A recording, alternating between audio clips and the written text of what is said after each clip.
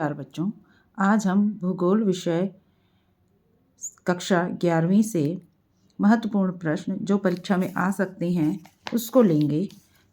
इस क्रम में पहला प्रश्न है, भूगोल के अध्ययन के उद्देश्य स्पष्ट कीजिए। आंसर है बच्चों, भूगोल के अध्ययन के उद्देश्य मानव की पृथ्वी संबंधी ज्ञान में वृद्धि करना है, पहला रहेगा। दूसरा, भूगोल पृथ्वी के धरातल का अध्ययन मानव के निवास के रूप में करता है।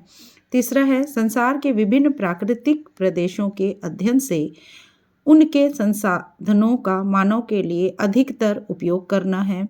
भूगोल के अध्ययन का एक उद्देश्य यह भी है कि मानव को इस प्रकार प्रशिक्षित किया जाए जिससे वह प्राकृतिक व सांस्कृतिक रूप से उपलब्ध संसाधनों का समुचित उपयोग कर राष्ट्र व समाज का विकास करे। और अंतिम बिंदु ले लेंगे बच्चों, भूगोल के अध्ययन का उद्देश्य पृथ्वी के प्राकृतिक वातावरण का अध्ययन मानव जीवन के संदर्भ में करना है। दूसरा महत्वपूर्ण प्रश्न है बच्चों, भौतिक भूगोल एवं मानव भूगोल में क्या अंतर है। एक बार और सुनेंगे क्वेश्चन, भौतिक भूगोल एवं मानव भूगोल में अंतर बताइए। भौतिक भूगोल को देख लेते हैं पहले। भौतिक भूगोल के अंतर्गत पृथ्वी के भौतिक पर्यावरण से संबंध रखने वाली उन घटनाओं का अध्ययन किया जाता है जो मानव जीवन को प्रभावित करता है। मानव भूगोल में अगर हम देखेंगे तो आएगा, मानव भूगोल के अंतर्गत मानव की प्राकृतिक तत्वों से एवं सांस्कृतिक तत्वों से संबंधित सभी मानवीय क्रियाओं का अध्ययन मानव भूगोल के अंतर्गत आता है। तो ये हुआ अंतर मानव भूगोल और भौतिक भूगोल में। अगला महत्वपूर्ण प्रश्न इस पाठ से हम लेंगे कि भूगोल की एक मान्य परिभाषा क्या है।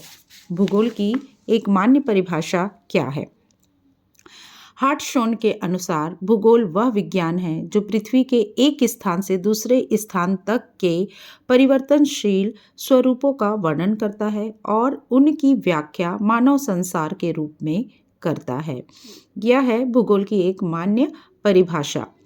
भूगोल शब्द का क्या अर्थ होता है। सबसे पहले तो हमको ये जानना पड़ेगा कि भूगोल शब्द का अर्थ क्या होता है। भूगोल को अंग्रेजी में जियोग्राफी कहते हैं, जो कि एक यूनानी शब्द होता है। जियो और ग्राफी से बना हुआ है। जियो का अर्थ होता है पृथ्वी और ग्राफी का अर्थ होता है बच्चों वर्णन करना है। अतः भूगोल का शाब्दिक अर्थ पृथ्वी का वर्णन करना है। धन्यवाद बच्चों।